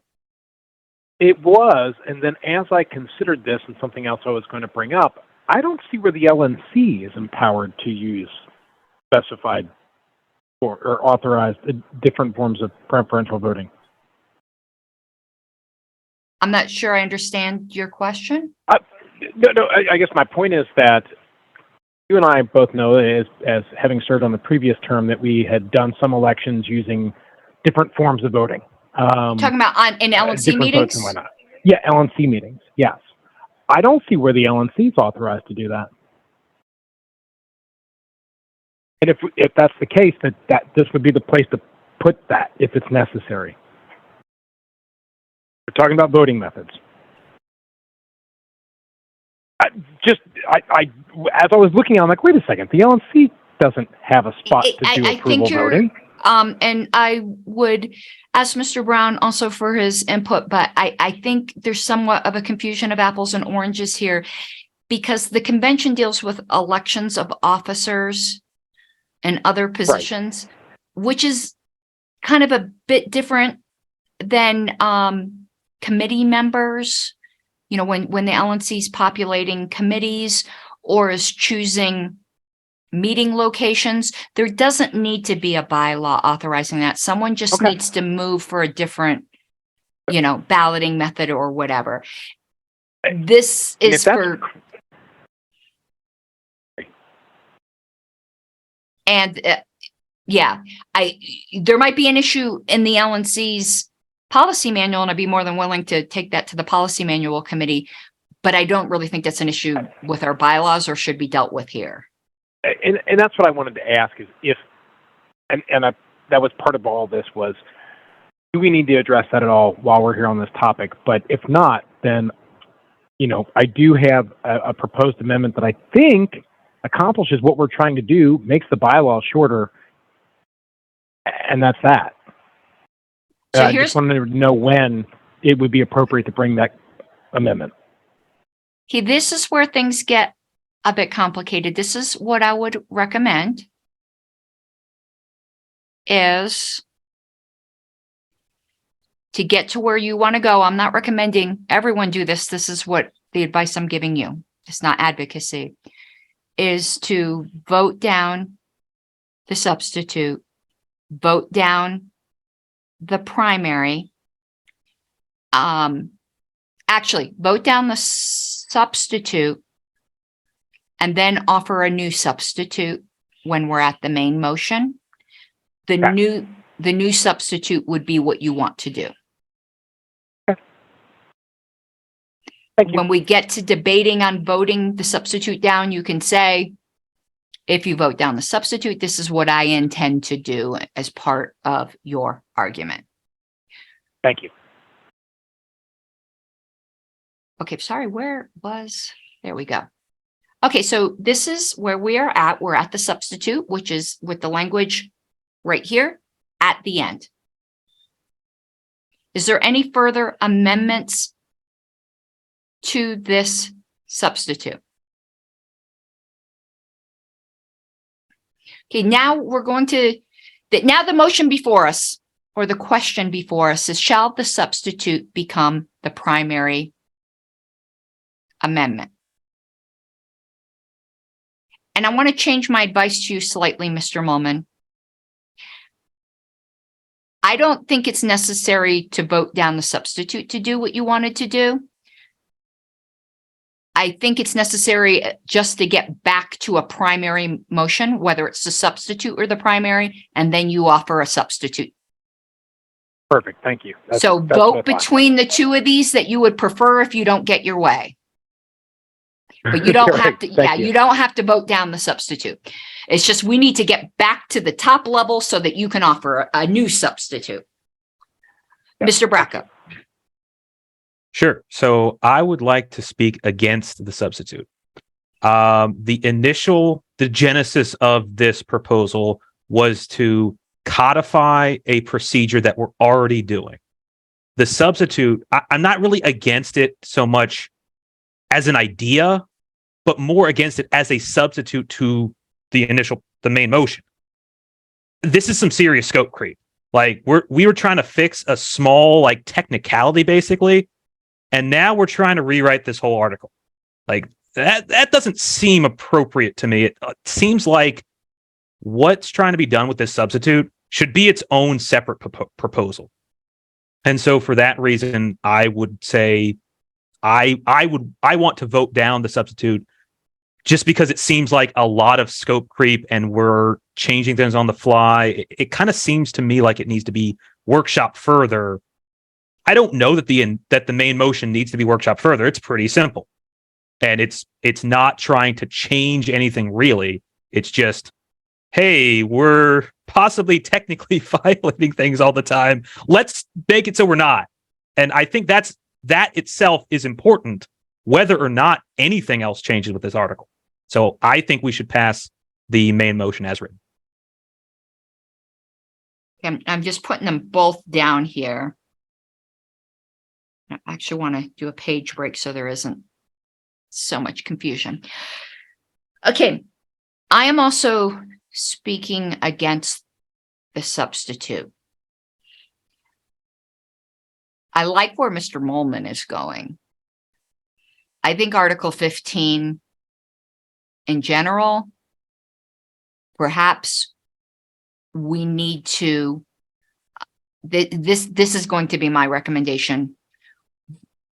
Vote down the substitute, vote for the primary as it is an existing problem, and ask the committee to take a look at Article 15 in general and perhaps do a combination of paragraphs 1 and 2 that move us towards being able to accommodate electronic voting, RCV voting, single transferable voting, whatever it is we may wish to do, to just rewrite that in one section that does what we want.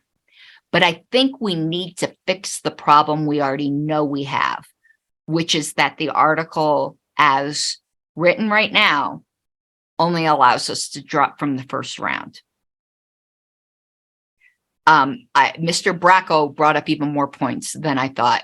I think it's trying to do too much, and I think Mr. Molman's going in the right direction, that we just need to let our bylaws authorize our standing rules to be to allow for the things. And also, a point I don't like in the substitute is it's codifying in our bylaws backwards tie breaking.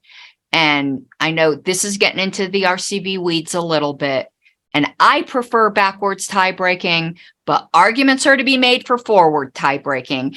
And I think that should be dealt with in the special convention rules and not start to cause confusion. Is this backwards tie breaking codified in the bylaws? Is this in the nature of a rule of order? Is it not in the nature of a rule of order? It probably should say, and provide for methods of tie breaking, and leave it at that. This is way too specific for the bylaws, and it's codified. And again, I love backwards tie breaking, and I can explain that further if anyone wants to when we're dealing with RCB, but I think it's far too in the weeds for the bylaws. Mr. Latham. And then I have Dr. Moulton, Mr. Molman, actually, if you all don't mind, I'm going to put Mr. Roulette ahead of everybody because he hasn't really spoken. So Mr. Roulette, Mr. Latham, Dr. Moulton, Mr. Molman. Mr. Roulette. Okay, I was mostly convinced by what Mr. Bracco just said, but one thing has brought me back to liking the substitute motion better than the original one, and that's the word may. Essentially what this does is this gives latitude to the bylaws, to the bylaws rules to do more things. And given that changing the bylaws and changing the convention special rules of order requires essentially the same amount of, I'm in favor of giving the delegates more latitude to do more things. So there we go. And just an FYI, I'm trying to copy what this entire Article 15 says, because I want to put this on the screen as well. But while I'm doing that, Mr. Latham. Sure. And I just want to say I appreciate Mr. Melman's point, because boy, I looked at that paragraph 1 and I kind of wish that had been in the original proposal, because that's what I was trying to kind of contemplate. But in some ways we have already addressed that in a way. I will say I right now am also leaning in favor of going back to the drawing board on this, and that a lot of the detail ought to be fleshed out in a rule rather than a bylaw. I like the suggestion about just making sure that we have some kind of tie-breaking mechanism, whether forwards or backwards. Because here's the concern I still have with the main proposal, which is that fewest votes language, which is in, I guess, the existing bylaw. So I think that still needs to be fixed so it's neutral as to tie breaking. Whereas, so the least voter support language addresses that. So that's my pitch there. Thank you, Mr. Latham. Mr. Molman. Or was it Dr. Moulton first? I think Dr. Moulton was next. Dr. Moulton.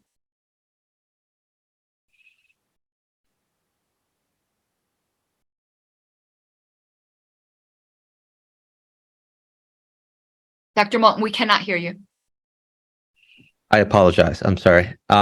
Real quick, I support the amendment because I've known Rob Latham for many, many years, and he's been an evangelist for single transferable voting and other preferential voting methods, which I'm very sympathetic to. And he's been trying to get the Bylaws Committee to adopt this for well over a decade. And I defer somewhat to Mr. Latham on these issues, and I want to get him whatever tools he needs to make that happen. So therefore, I will be supporting his version of this amendment.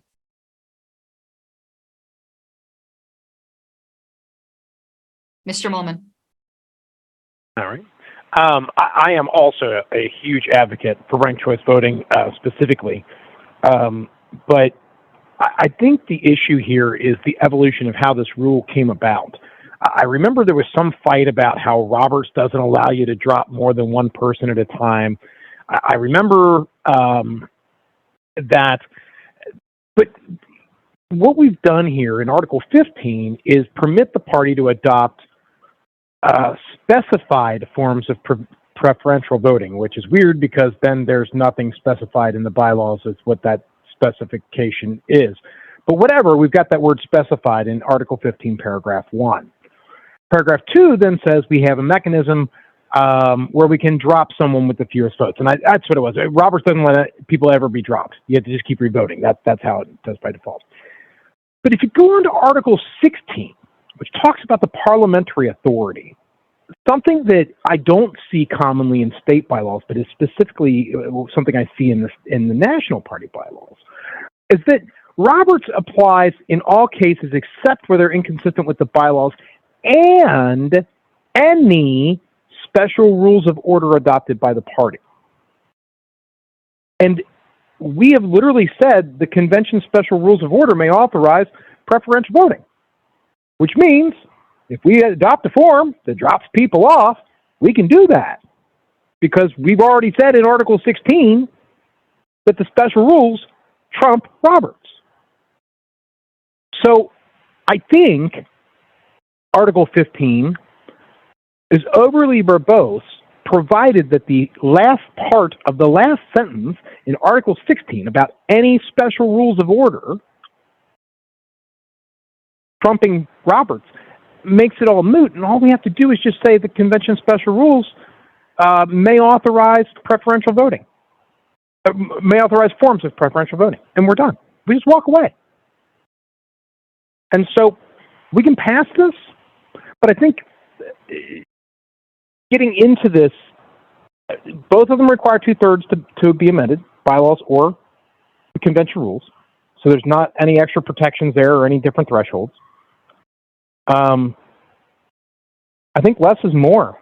I think I'm against this only because we're adding more when we actually should go the other direction and add less, or take some away and have less. That authorizes the convention rules where this should all actually be codified to be codified instead. So that's just my opinion, and there you go.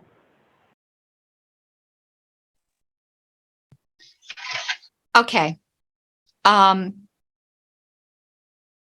I'm going to let Mr. Brown go ahead of me because I think he might want to address something Mr. Molman said, and then I'll continue with my debate. Mr. Brown? Correct. I just wanted to say from a parliamentary standpoint, what Mr. Melman said is correct, and that Article 16 does clearly say that your own special rules of order will prevail. But actually, Roberts says that as well. So your convention special rules would supersede anything that's in RONR. I think that's the same thing Mr. Melman was saying, but I think it's even stronger than the way he stated it, because I believe that that's within Roberts itself. Okay, thank you. Going back to here. And I'm going to speak in a generality because I would have to look in Roberts.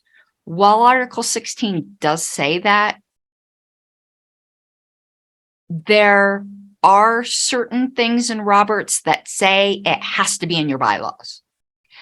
I don't know if that's any of these things, but there are certain things that you can't have proxy voting in special rules of order. It has to be authorized by your bylaws, even though Article 16 would seem to say you could do it in your special rules of order. It's just there's some things such as proxy voting, which I know this isn't. I'm just giving that as an example that I can say for certain things have to be specifically authorized in your bylaws. I don't know if that's any of these here. I don't think so, but I can't categorically say. My problem with this substitute, and first of all, I want to say a lot of us here on this committee are advocates for RCV. I'm on the policy committee for RCV Colorado. Longtime activist for RCV. I think a lot of us on this committee are. I've seen Data Logan do like wonders on a convention with single transferable vote.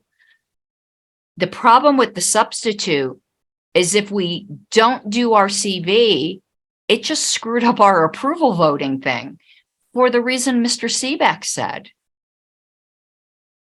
Because I think the error that Mr. Seebeck pointed out in the substitute is fatal.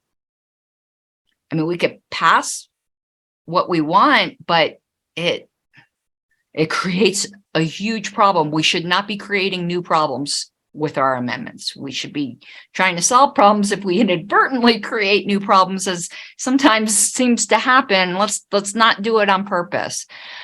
What I'm recommending right now is to vote them both down. Vote the substitute down, vote my own motion down, and not propose anything else to Article 15 right now, not a substitute, even though Mr. Mullen will have that opportunity no matter what. I would highly urge him not to. And let's take some time to look at Article 15 in general. I think we can rewrite Article 15 into one paragraph that better states and accommodates all of these things we want the convention special rules of order to be able to do. I don't think we should rely solely on Article 16 saying that there. Point of information. Yes, Dr. Moulton. Am I correct that both you were saying to vote against your own amendment and Rob Latham is saying to vote against his own substitute? Is that correct? I don't know if if Mr. Latham said that. You can call me doctor. I do have a doctorate, but normally they don't Esquire. call lawyers doctors.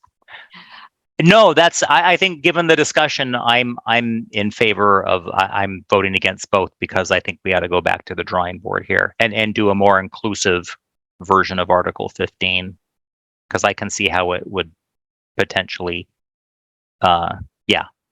negatively impact approval voting. And I just think it can be shorter and we can put the detail.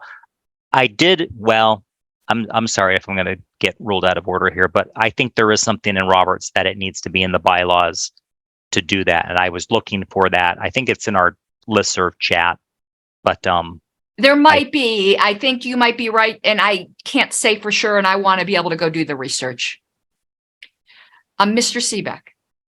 Yeah, just a point of information. What fatal flaw did I uncover by accident here?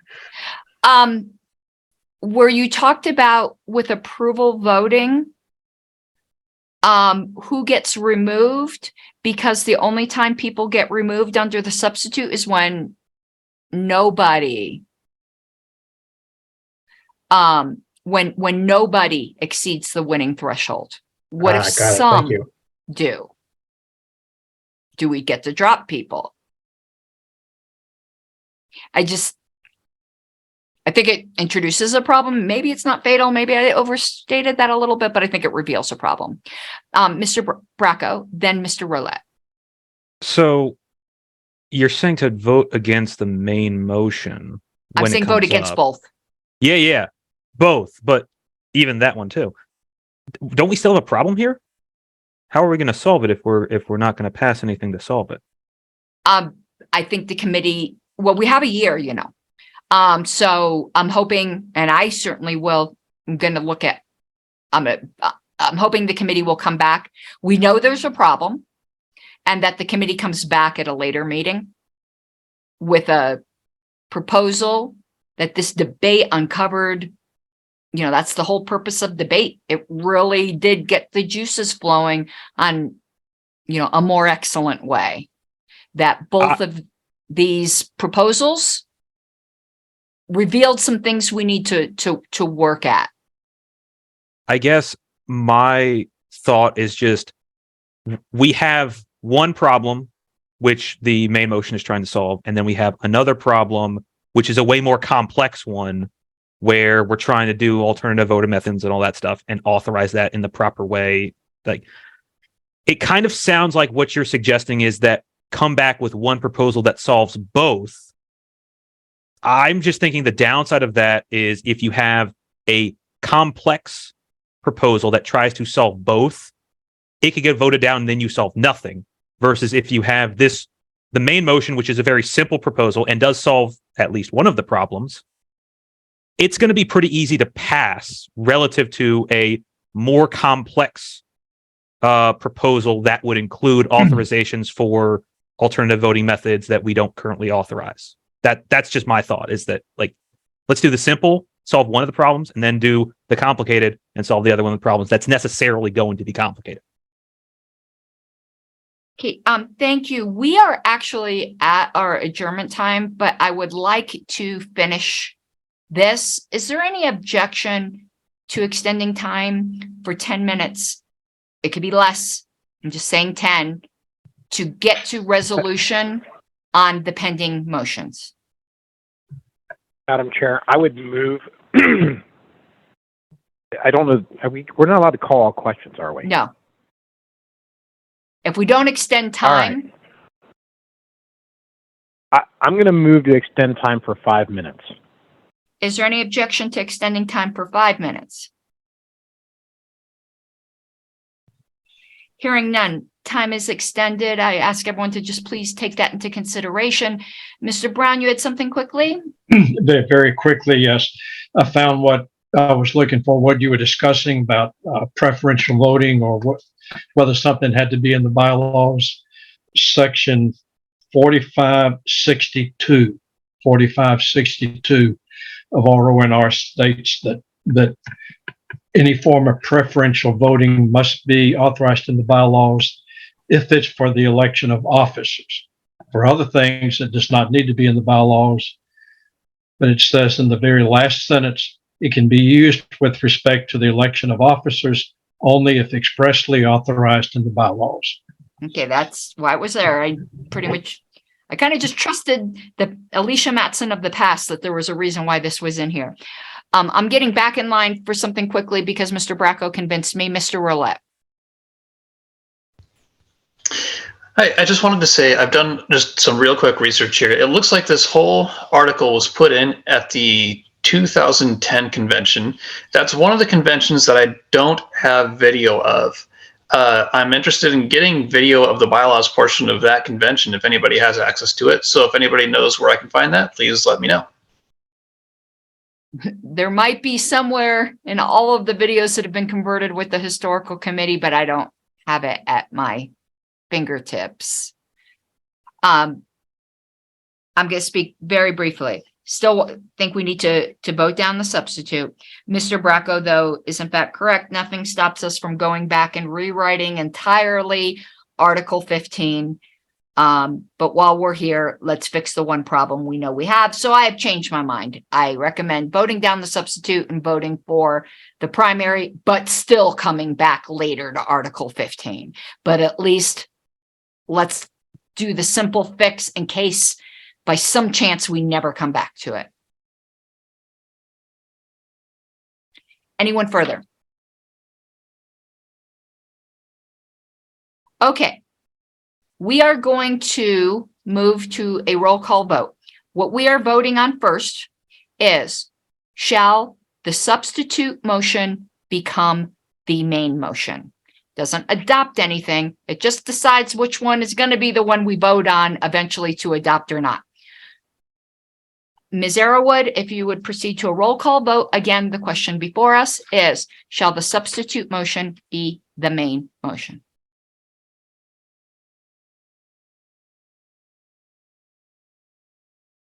You're muted, Ms. Arrowood.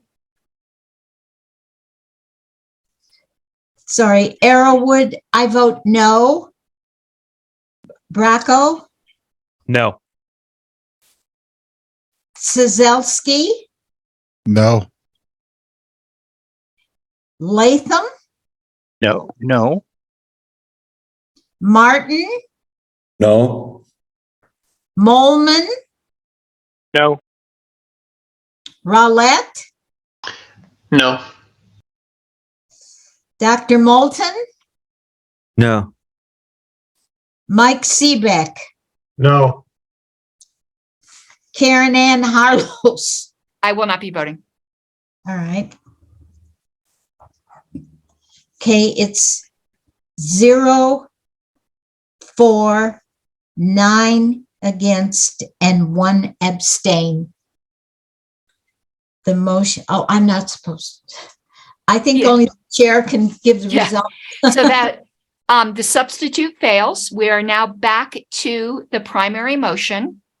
So the question before us is, shall we adopt the primary motion, which is to strike the word initially as indicated on the screen and insert the word further? That's the motion before us. Ms. Arrowood, when you are ready for a roll call vote. All right. Arrowwood, I vote yes. Bracco, Yes. Sizelski, Yes. Latham, Yes. Martin, Yes. Molman, Yes.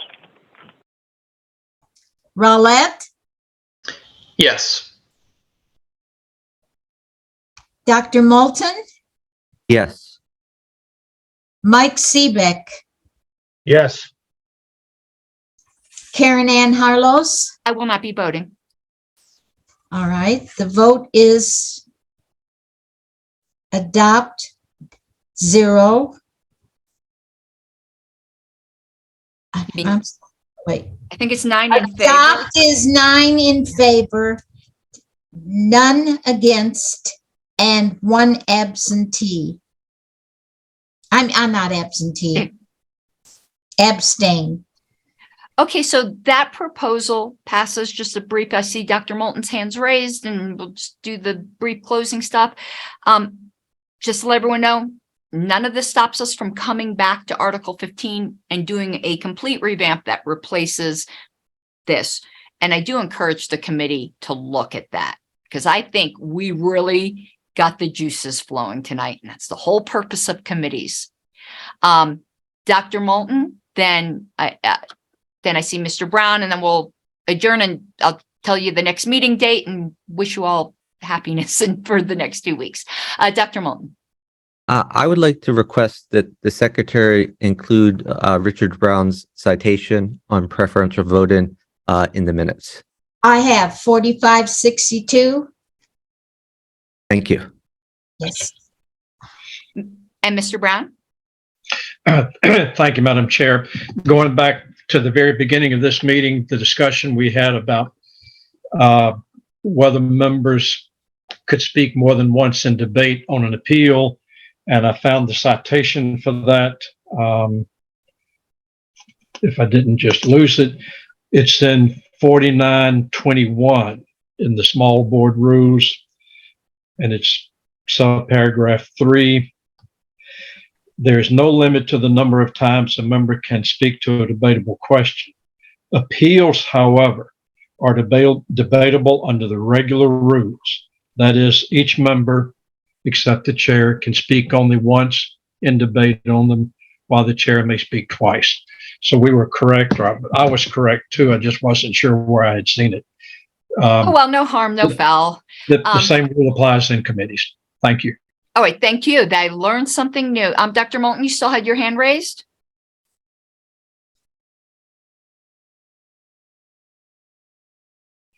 Okay. So let me just announce the next meeting time. And again, we're on the rolling agenda, so we will next meeting start up with a proposal number G from Mr. Latham to modify JC rules. Our next meeting date, is February 23rd, same time. It is the same link, but I do prompt Zoom to resend it to everybody. So again, participate on the list. Let's take a look at 15. Just point out, that would be the place as well we would put in that the convention standing rules could limit write-ins, perhaps that whole write-in discussion can work into whatever we're looking at for Article 15. Just a thought. But with that, we are adjourned at, that translates to Eastern time, 10:58 Eastern.